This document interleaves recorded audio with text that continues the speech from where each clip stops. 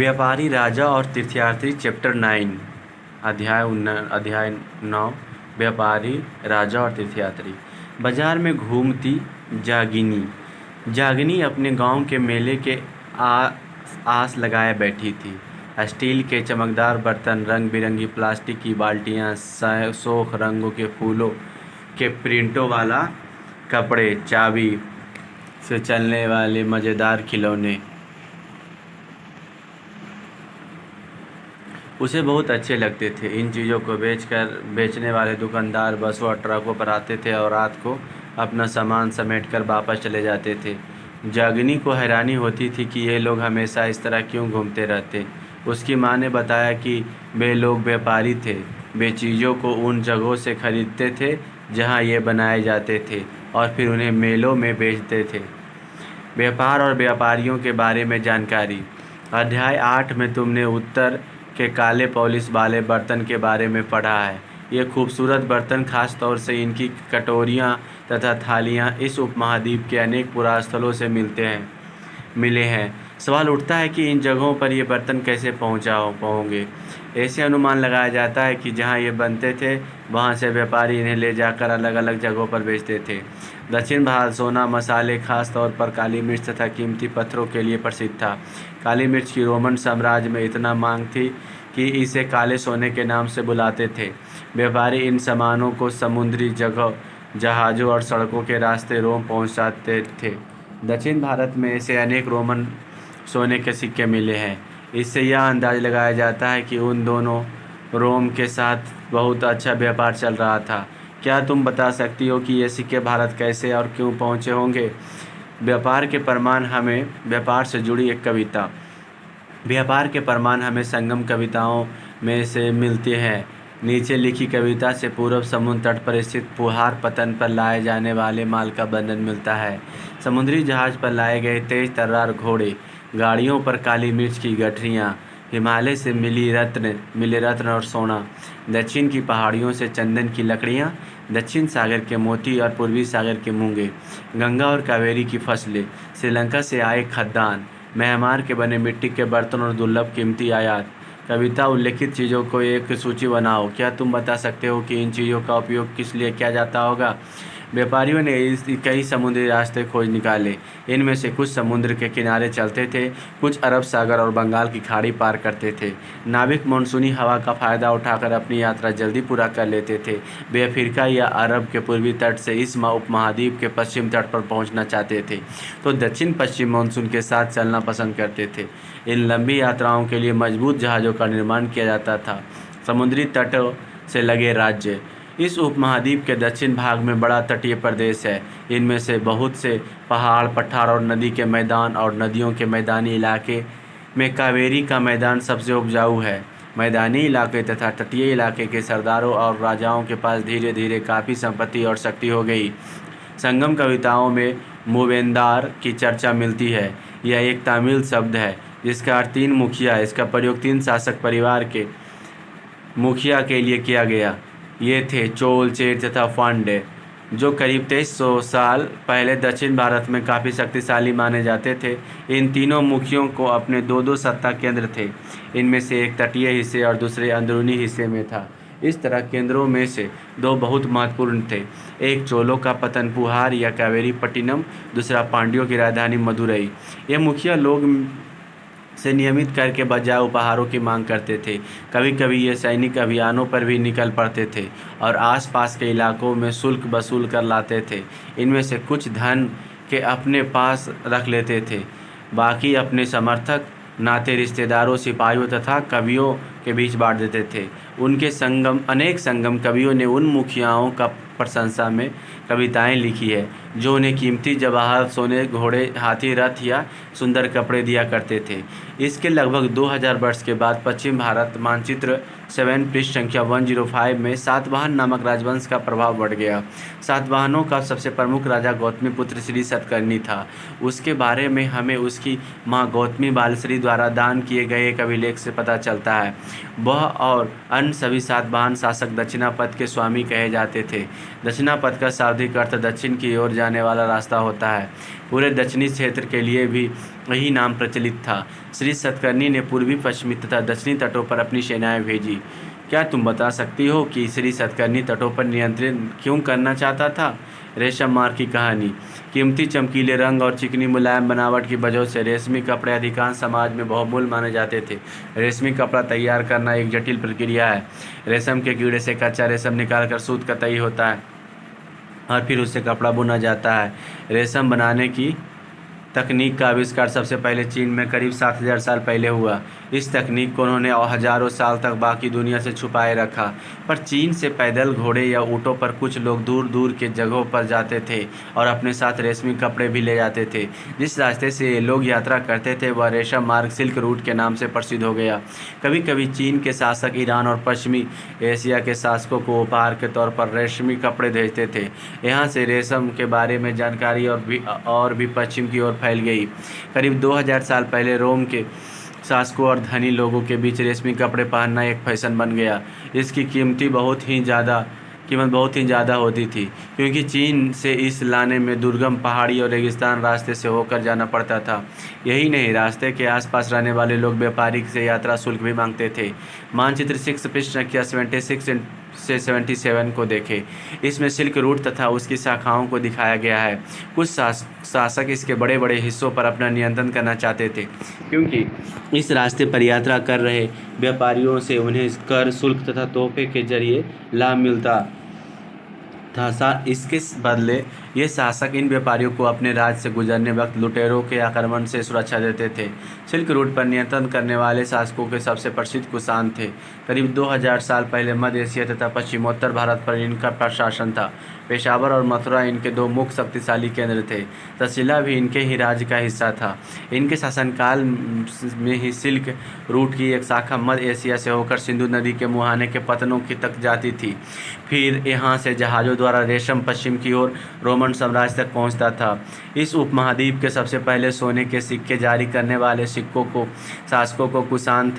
शासकों में कुषाण थे। सिल्क रूट पर यात्रा करने वाले व्यापारी इनका उपयोग किया करते थे। सिल्क रूट पर गाड़ियों का उपयोग क्यों कठिन होता होगा? चीन से समुद्र के रास्ते भी रेशम का निर्यात होता था। मानचित्र 6 पृष्ठ संख्या 76 से लेकर 77 इसे ढूंढो। समुद्र के रास्ते रेशम भेजने में क्या सुविधाएं और क्या समस्याएं आती होगी? बौद्ध धर्म का प्रसार। कुषाणों का सबसे प्रसिद्ध राजा कनिष्क था। उसने करीब 1900 साल पहले शासन किया। उसने एक बौद्ध परिषद का गठन किया, जिसमें एकत्र होकर विद्वान महत्वपूर्ण विषयों पर विचार विमर्श करते थे। बुद्ध की जीवनी, बुद्ध चरित्र के रचनाकार कवि अश्वघोष कनिष्क के दरबार में रहते थे। अश्वघोष तथा उनके बौद्ध विद्वानों ने अब संस्कृत में लिखना शुरू कर दिया। इस समय बौद्ध धर्म के एक नई महायान का विकास हुआ। इसकी दो मुख्य विशेषताएं थीं। पहले, मूर्तियों में बुद्ध की उपस्थिति सिर्फ कुछ संकेतों के माध्यम से दर्शाई जाती थी। मिसाल के तौर पर उनके निर्वाण को पीपल के पेड़ के मूर्ति द्वारा दर्शाया जाता था। अब बुद्ध की प्रतिमा बनाई जाने लगी। इनमें से अधिकांश मथुरा में तो कुछ तक्षशिला में बनाई जाने लगी।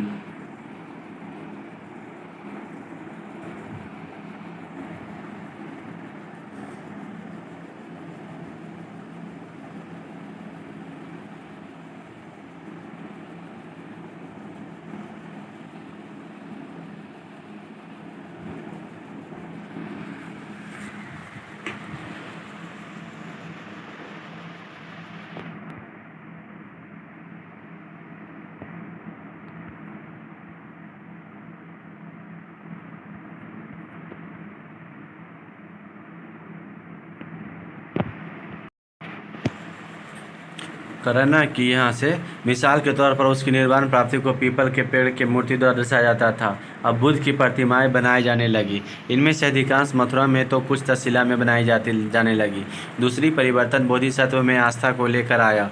बोधिसत्व उन्हें कहते हैं जो ज्ञान प्राप्ति के बाद एकांत वास करते हुए ध्यान साधना कर सकते हैं, लेकिन ऐसा करने के बजाय वे लोगों को शिक्षा देने और मदद करने के लिए सांसारिक परिवेश में ही रहना ठीक समझने लगे। धीरे धीरे बोधिसत्व की पूजा काफ़ी लोकप्रिय हो गई और पूरे मध्य एशिया, चीन और बाद में कोरिया तथा जापान तक भी फैल गई। बौद्ध धर्म का प्रसार पश्चिम और दक्षिण भारत में हुआ, जहाँ बौद्ध भिक्षुओं के रहने के लिए पहाड़ों में दर्जन गुफाएं खोदी गई। इनमें से कुछ गुफाएं राजा और रानियों के आदेश पर बनाई गई, तो कुछ व्यापारियों तथा कुछ कृषकों द्वारा।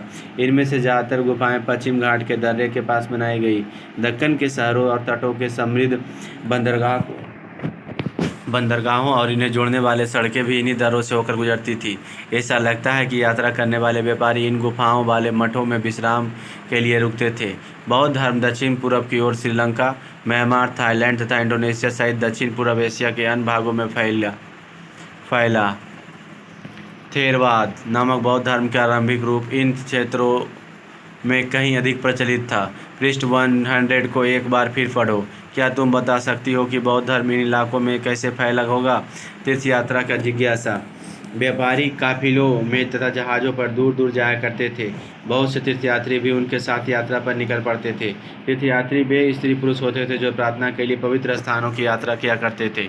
इसी तरह भारत की यात्रा पर आया चीनी बौद्ध तीर्थयात्री फाशियान काफ़ी प्रसिद्ध है। वह करीब 1600 साल पहले आया। xuanzang 1400 साल पहले भारत आया। उसके करीब 50 साल बाद इतिसंग आया। वे सब बुद्ध के जीवन से जुड़ी जगहों और प्रसिद्ध मठों को देखने के लिए भारत आए थे। इनमें से प्रत्येक तीर्थयात्री अपनी यात्रा का वर्णन लिखा। इन्होंने अपनी यात्रा के दौरान आई मुश्किलों के बारे में लिखा। इन यात्राओं में कई वर्ष लग जाया करते थे। जिन देश और मठों को उन्होंने देखा उनके बारे में उन्होंने लिखा, और उन किताबों के बारे में भी उन्होंने लिखा जिन्हें वे अपने साथ ले गए थे। फाशियान चीन वापस कैसे लौटा? फाशियन, जिसे फाहियान कहते हैं, फाशियन चीन वापस कैसे लौटा? फाशियन अपने घर चीन वापस लौटने के लिए अपनी यात्रा बंगाल से शुरू की। वह व्यापारियों के एक जहाज़ पर चढ़ा। मुश्किल से वे 2 दिन ही चल पाए थे कि एक समुद्री तूफान में फंस गया। व्यापारी अपने जहाज़ को डूबने से बचाने के लिए उसमें से अपने माल को फेंककर जहाज़ को हल्का करने की कोशिश करने लगे। फाशियन ने भी अपने सामान को तो फेंक दिया, पर अपनी उन पांडुलिपियों और बुद्ध की प्रतिमाओं को नहीं फेंका जिन्हें उसने अपनी भारत यात्रा के दौरान संकलित की थी। अंततः 13 दिनों के बाद आंधी रुकी। उसने समुद्र का वर्णन इस प्रकार किया: समुद्र असीम है।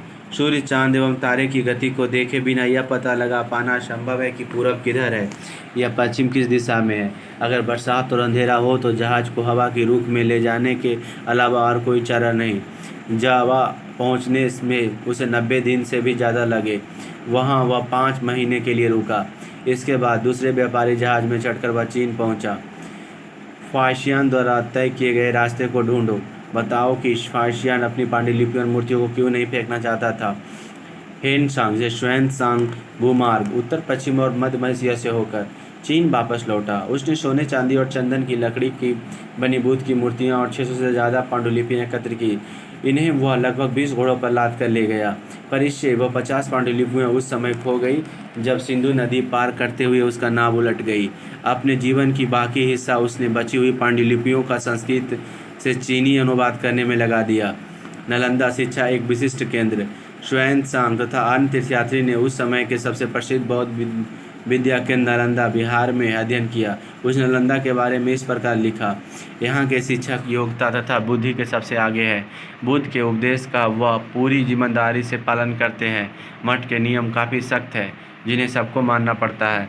पूरे दिन वाद विवाद चलते ही रहते, जिससे युवा और वृद्ध दोनों एक दूसरे की मदद करते हैं।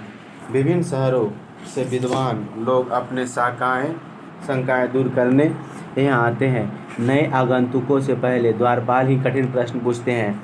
उन्हें अंदर जाने की अनुमति तभी मिलती है जब द्वारपाल को सही उत्तर दे पाते हैं। 10 में से 7-8 सही उत्तर नहीं दे पाते हैं। xuanzang नालंदा में क्यों पढ़ना चाहता था? कारण बताओ। भक्ति की शुरुआत। इन्हीं दिनों देवी देवताओं का पूजा का चलन भी शुरू हुआ। बाद में हिंदू धर्म की यह प्रमुख पहचान बन गई। इसमें शिव, विष्णु और दुर्गा जैसी देवी देवताएं शामिल हैं। इन देवी देवताओं का पूजा भक्ति परंपरा के माध्यम से की जाती थी। भक्ति उस समय काफ़ी लोकप्रिय परंपरा बन गई। किसी देवी या देवता के प्रति श्रद्धा को ही भक्ति कहा जाता है। भक्ति का पथ सबके लिए खुला था, चाहे वह धनी हो या गरीब, ऊंची जाति का हो या नीच जाति का, स्त्री हो या पुरुष। भक्ति मार्ग की चर्चा हिंदू के पवित्र ग्रंथ भागवत गीता से की गई है। भागवत गीता महाभारत अध्याय 11 देखो एक का एक हिस्सा। इसमें भगवान कृष्ण अपने भक्त और मित्र अर्जुन को सभी धर्मों को छोड़कर उनकी शरण में आने का उपदेश देते हैं, क्योंकि केवल कृष्ण ही अर्जुन की सारी बुराइयों से मुक्ति दिला सकते हैं। पूजा का यह रूप धीरे धीरे देश के विभिन्न भागों में फैलने लगा। भक्ति मार्ग अपनाने वाले लोग आडंबर के साथ पूजा पाठ करने के बजाय ईश्वर के प्रति लगन और व्यक्तिगत पूजा पर जोर देते थे। भक्ति मार्ग अपनाने वालों का यह मानना है कि अगर अपने आराध्य देवी देवता की सच्चे मन से पूजा की जाए तो वह उसी रूप में दर्शन देंगे जिसमें भक्त उसे देखना चाहते हैं। इसलिए आराध्य देवी या देवता आप मानव के रूप में भी हो सकते हैं या फिर सिंह पेड़ या अन्य किसी भी रूप में। जैसे जैसे इस विचार का समाज पर स्वीकृति मिलती गई, कलाकार देवी देवताएं की एक से बढ़कर एक खूबसूरत मूर्तियां तैयार करने लगे। भक्ति शब्द भज शब्द से बना है, जिसका अर्थ विभाजित करना, यह हिस्सेदारी होता है। इसका अर्थ है भक्ति भगवान और भक्त के बीच परस्पर एक अंतरंग संबंध है। भक्ति भगवत या भगवान के प्रति झुकाव। भगवत का एक अर्थ यह भी है जो अपने ऐश्वर्य तथा सुख को भक्तों के साथ बांटता है, यानी भक्त या भागवत अपने देवी देवता के भाग का हिस्सेदार होता है। एक भक्त द्वारा लिखी गई एक कविता। अधिकांश व्यक्ति साहित्य हमें यही बताते हैं कि धन, ऐश्वर्य या ऊंचे पद के जरिए कभी ईश्वर से आत्मीयता नहीं बन सकती। करीब 1400 साल पहले शिव भक्त अपार तथा द्वारा तमिल में लिखी गई एक कविता का यह एक अंश है। अपार या बेल्लाल था नष्ट होते अंग वाला कुष्ठ रोगी, ब्राह्मणों की नज़र में निचली जाति का व्यक्ति, कूड़ा करकट बटोर कर अपनी जीविका चलाने वाला इंसान। अगर ये लोग भी गंगा को अपनी जटाओं में छिपा लेने वाले शिव के दास बन जाए तो मैं उसकी आराधना करूँगा, क्योंकि वे मेरे ईश्वर समान हैं। कभी सामाजिक प्रतिष्ठा में भक्ति में किसको ज़्यादा महत्व देते हैं? देवी देवताओं का विरोध सम्मान होता है, इसलिए विशेष जगहों पर ही इनकी मूर्तियों को रखा जाता था। इन स्थानों को ही मंदिर कहते हैं। अध्याय 11 में तुम इन मंदिरों के बारे में पढ़ोगी। भक्ति परंपरा में चित्रकला, शिल्पकला और स्थापत्य कला के माध्यम से अभिव्यक्ति की प्रेरणा दी। हिंदू शब्द इंडिया शब्द की तरह ही सिंधु या इंडस से निकला है। यह शब्द अरबों तथा ईरानियों द्वारा उन लोगों के लिए उपयोग किया जाता था जो सिंधु नदी के पूर्व में रहते थे। यह शब्द उनके धार्मिक विश्वास तथा सांस्कृतिक परंपराओं के लिए भी प्रयुक्त होता था। अन्यत्र करीब 2000 साल पहले पश्चिम एशिया में ईसाई धर्म का उदय हुआ। ईसा मसीह का जन्म बैथलेहम में हुआ, जो उस समय रोमन साम्राज्य का हिस्सा था। ईसा मसीह ने स्वयं को इस संसार का उद्धारक बताया।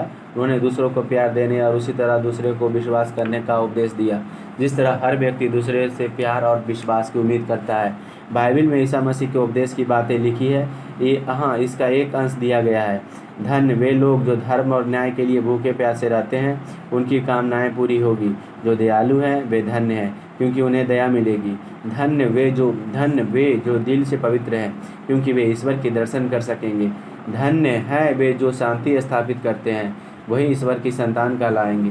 तथा ईसा मसीह के उपदेश साधारण लोगों को बहुत पसंद आए और धीरे धीरे यह पश्चिम एशिया, अफ्रीका तथा यूरोप में फैल गए। ईसा मसीह की मृत्यु के 100 साल के अंदर ही भारतीय उपमहाद्वीप के पश्चिम तट पर पहले ईसाई धर्म प्रचारक पश्चिमी एशिया से आए। देखो और पता लगाओ कि रास्ते में ईसाई धर्म प्रचारक भारत आए होंगे। केरल के ईसाई को सीरियाई ईसाई कहा जाता, क्योंकि संभवतः वे पश्चिम एशिया से आए थे। वे विश्व के सबसे पुराने ईसाइयों में से हैं। तुम्हारे पास कई पांडुलिपि है, जिसे एक चित्र तीर्थयात्री अपने साथ ले जाने चाहते हैं, उसके साथ अपना बातचीत का वर्णन करो। फिर करा उपयोग से व्यापारी, मूवेंदार, रास्ता का मार्ग, रेशम, कुषाण, महायान, बोधिसत्व, थेरवाद, तीर्थयात्री, भक्ति। और इसमें इम्पोर्टेंट क्या है, ये दिखाया गया है कि 12 के रूप में विष्णु पुराण। मध्य प्रदेश के यह शानदार मूर्ति विष्णु के 12 रूप की है। पुराणों के अनुसार जल में डूबी पृथ्वी को बचाने के लिए विष्णु ने 12 रूप धारण किया था। वह पृथ्वी के एक स्त्री के रूप में दर्शाया गया है।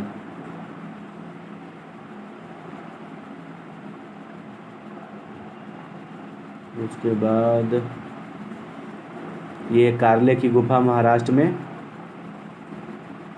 ये बुद्ध की मूर्ति माँ मथुरा शैली, और ये बाएं मथुरा में बनी बुद्ध की एक प्रतिमा का चित्र, दाएं तक्षशिला में बनी बुद्ध की प्रतिमा का एक चित्र। इन चित्रों को देखकर बताओ कि इनके बीच क्या क्या समानताएं और क्या क्या भिन्नता है। ये है सांची का स्तूप, एक मूर्ति चित्र। यह एक वृक्ष और उसके नीचे एक खाली आसन को देखो। मूर्तिकारों ने यह बताने के लिए खुदाई करके यह मूर्ति बनाई कि बुद्ध को ज्ञान की प्राप्ति इसी वृक्ष के नीचे बैठकर ध्यान करते हुई थी।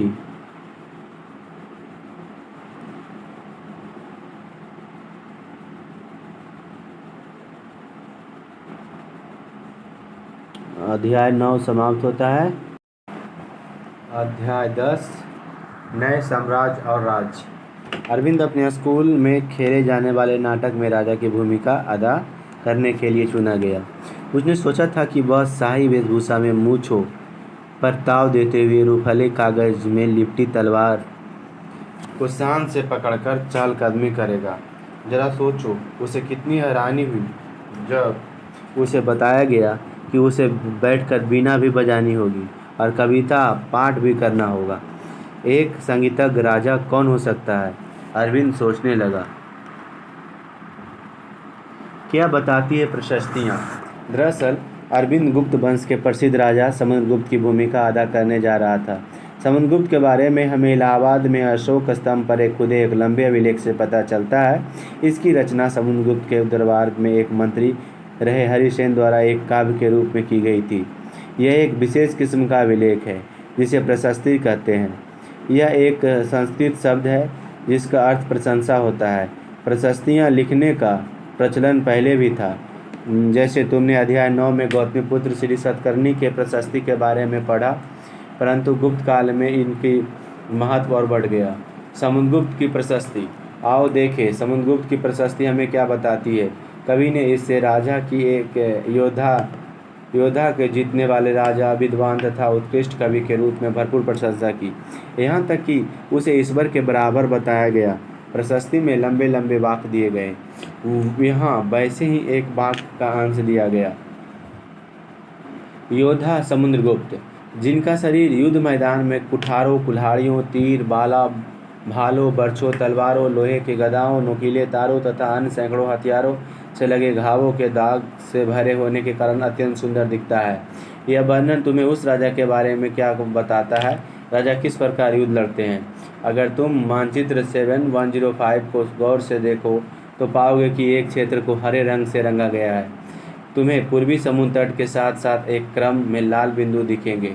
उसी तरह कुछ क्षेत्र बैगनी और नीले रंग के भी मिलेंगे। यह मानचित्र इस प्रशस्ति में प्राप्त जानकारियों के आधार पर बनाया गया है।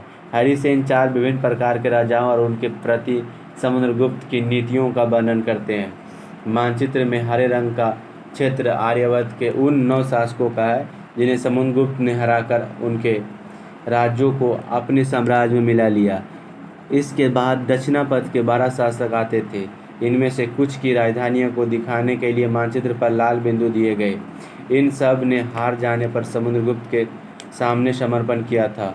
समुद्रगुप्त ने उन्हें फिर से शासन करने की अनुमति दे दी। पड़ोसी देशों का आंतरिक घेरा बैंगनी रंग से रंगा गया है।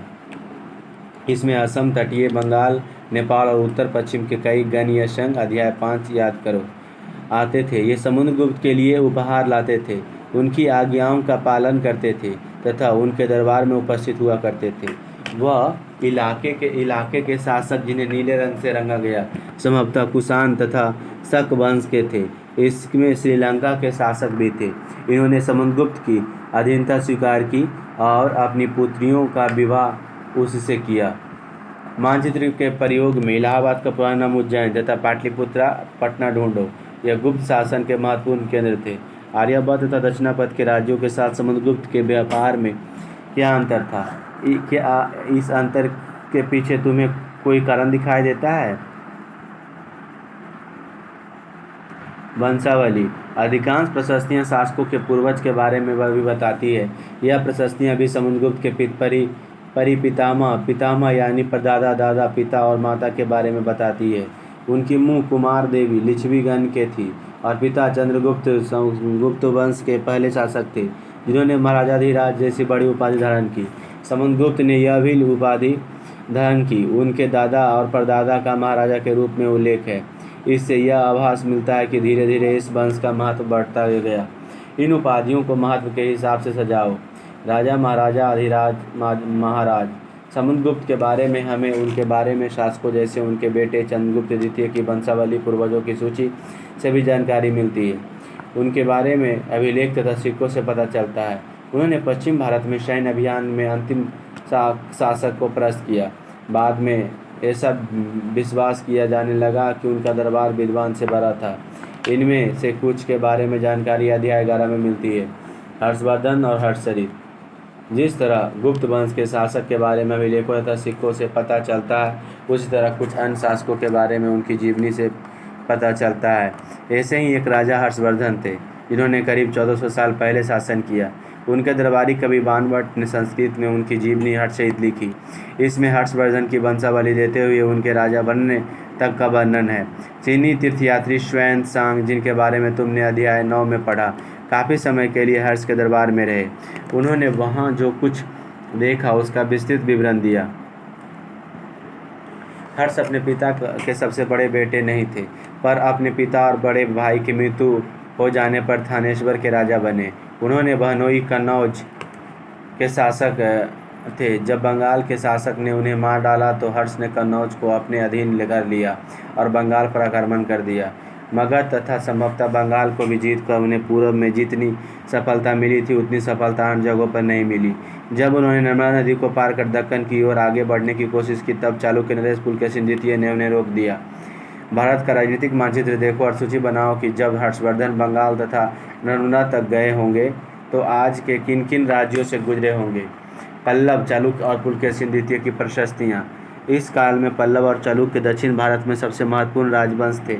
पल्लवों को राज्य उनकी राजधानी कांचीपुरम के आसपास के क्षेत्र से लेकर कावेरी नदी के डेल्टा तक फैला था, जबकि चालुक्य का राज्य कृष्णा और तुंगभद्रा नदियों के बीच स्थित था। चालुक्यों की राजधानी यहोल थी। यह एक प्रमुख व्यापारिक केंद्र था। मानचित्र 7105। धीरे धीरे यह एक धार्मिक केंद्र भी बन गया, जहाँ कई मंदिर थे।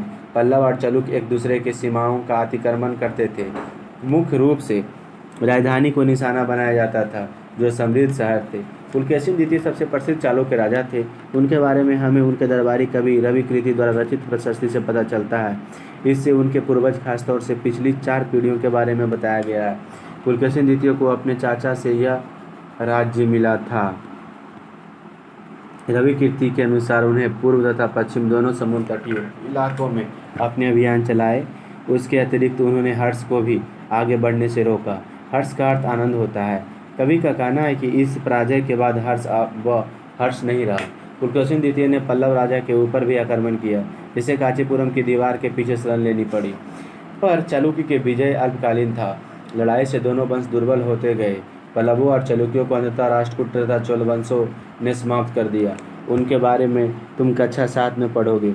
वे कौन से उन्हें अन्य शासक थे जो तटों पर अपने नियंत्रण करना चाहते थे। इन राज्यों का प्रशासन कैसे चलता था। पहले के राजाओं की तरह इन राजाओं के लिए भूमि कर सबसे महत्वपूर्ण बना रहा। प्रशासन की प्राथमिक इकाइयाँ गाँव होते थे, लेकिन धीरे धीरे कई नए बदलाव आए। राजाओं ने आर्थिक, सामाजिक, राजनीतिक एवं यह सैन्य शक्ति रखने वाले लोग का समर्थन जुटाने के लिए कई कदम उठाए। उदाहरण के तौर पर कुछ महत्वपूर्ण प्रशासकीय पद अनुवांशिक बन गए, अर्थात बेटे अपने पिता का पद पाते थे। जैसे कि कवि हरिसेन अपने पिता की तरह महादंडनायक अर्थात मुख्य न्यायाधिकारी थे। कभी कभी एक ही व्यक्ति कई पदों पर कार्य करता था। जैसे हरिसेन एक महादंडनायक होने के साथ साथ कुमार मात अर्थात एक महत्वपूर्ण मंत्री तथा एक संधि विग्रह अर्थात युद्ध और शांति के विषयों का भी मंत्री था। संभवतः वहाँ के स्थानीय प्रशासन में प्रमुख व्यक्तियों का बहुत बोलबाला था। इनमें नगर श्रेष्ठ यानी मुख्य बैंकर तथा शहर का व्यापारी सार्थवा यानी व्यापारियों के काफिले का नेता, प्रथम कुलिक अर्थात मूर्ख शिल्पकार तथा कायस्थों यानी लिपिकों के प्रधान जैसे लोग होते थे।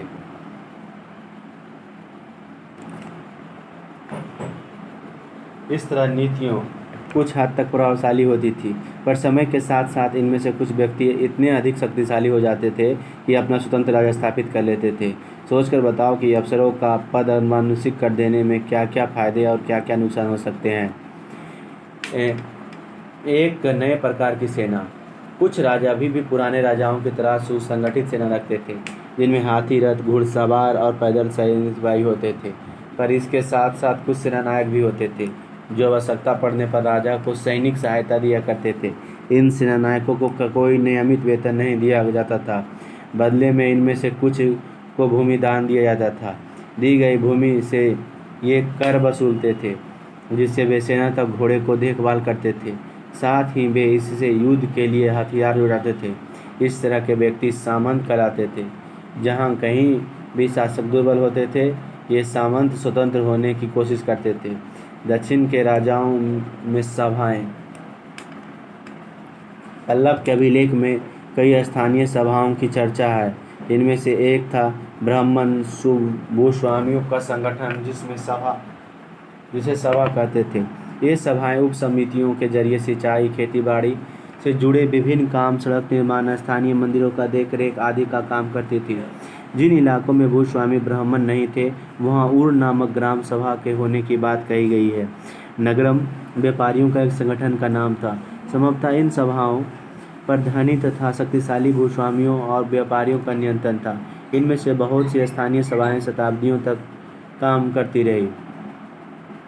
उस जमाने में आम लोग, जनसाधारण के जीवन की थोड़ी बहुत झलक हमें नाटक तथा कुछ अन्य स्रोतों में से मिलती है।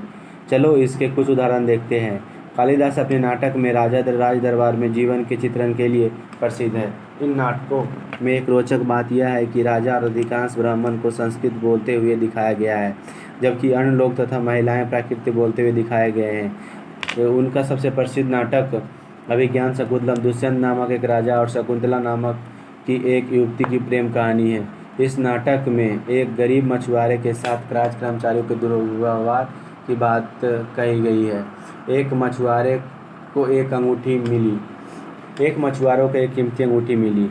यह अंगूठी राजा ने शकुंतला को भेंट की थी, पर दुर्घटनावश उसे एक मछली निगल गई। जब मछुआरा इस अंगूठी को लेकर राजमहल पहुंचा तो द्वारपाल ने उस पर चोरी का आरोप लगाया और मुख्य पुलिस अधिकारी भी बहुत बुरी तरह से पेश आया। राजा उस अंगूठी को देखकर बहुत खुश हुए और उन्होंने मछुआरों को इनाम दिया। पुलिस वाला और द्वारपाल मछुआरों से इनाम के कुछ हिस्सा हड़पने के लिए उसके साथ शराब खाने चल पड़े। आज अगर किसी गरीब आदमी को कुछ मिलता है और वह पुलिस में खबर करता है, तो क्या उसके साथ इसी तरह का बर्ताव किया जाएगा? एक प्रसिद्ध व्यक्ति का नाम बताओ जिसने प्राकृत में उपदेश दिए, और एक राजा का नाम बताओ जिसने प्राकृत में अपने विलेख लिखवाए। चीनी तीर्थयात्री फाहियान को ध्यान उन लोगों की दुर्गति पर भी गया जिन्हें ऊंचे और शक्तिशाली लोग अछूत मानते थे। इन्हें शहरों के बाहर रहना पड़ता था। वे लिखते हैं, अगर इन लोगों को शहर या बाजार के भीतर आना पड़ता था तो सभी को आगाह करने के लिए लकड़ी के एक टुकड़े पर चोट करते रहते थे। यह बात सुनकर लोग सतर्क होकर अपने को छू जाने से या किसी भी प्रकार के संपर्क से बचते थे। एक जगह बाणभट्ट द्वारा अभियान पर निकली राजा की सेना का बड़ा सजीव चित्रण किया गया है। राजा की सेना। राजा बड़ी मात्रा में साजो सामान लेकर यात्रा करते थे। इनमें हथियार के अतिरिक्त रोजमर्रा के उपयोग आने वाले चीज़ें जैसे बर्तन, असबाब, जिसमें सोने के पायदान भी शामिल थे, खाने पीने के सामान, बकरी, हिरन, खरगोश, सब्जियां, मसाले आदि विभिन्न प्रकार की चीज़ें शामिल होती थी। ये सारी चीज़ें ठेला गाड़ियों पर या ऊँटों तथा हाथियों जैसे सामान ढोने वाले जानवरों के पीठ पर लाद कर ले जाया करती थी। इस विशाल सेना के साथ साथ संगीतकार नगाड़े, बिगुल तथा तुरही बजाते हुए चलते रहते थे। रास्ते में पड़ने वाले गांव वालों को उनका सत्कार करना पड़ता था।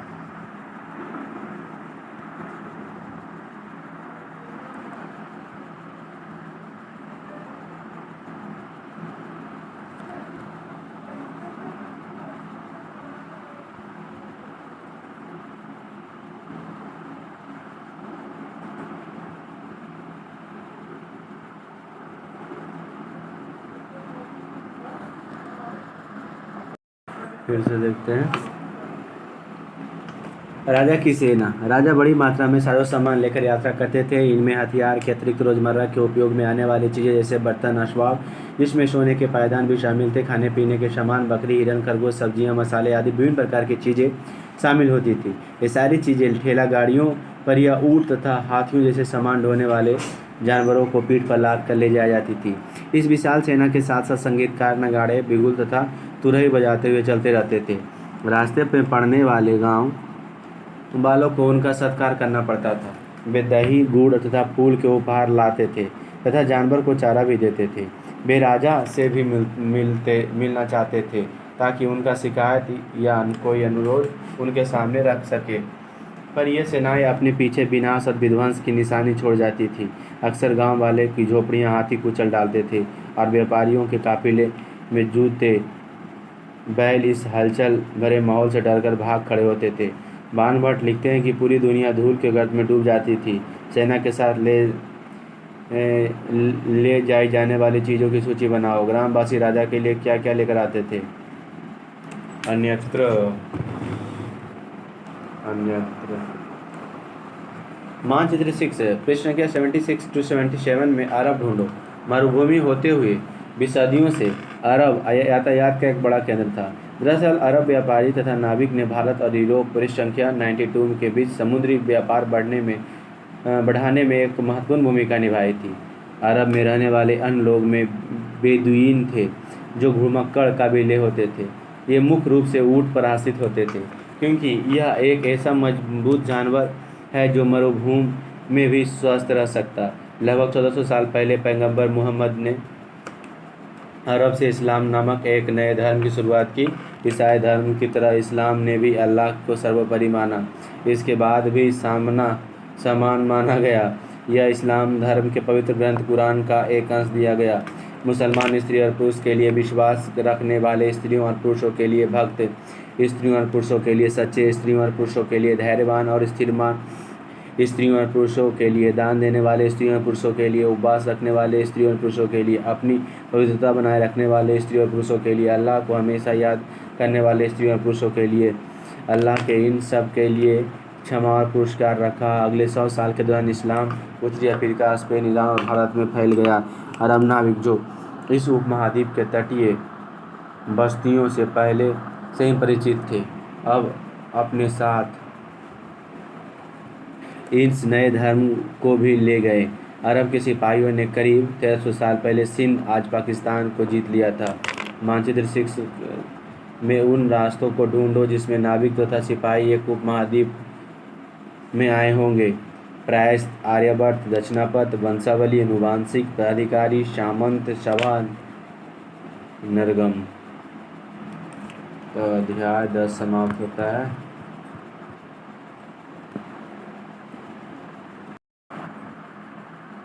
अध्याय 11 इमारतें, चित्र तथा कविताएं, किताबें। इमारतें, चित्र तथा किताबें। अध्याय 11 कक्षा 6 की ये बुक है।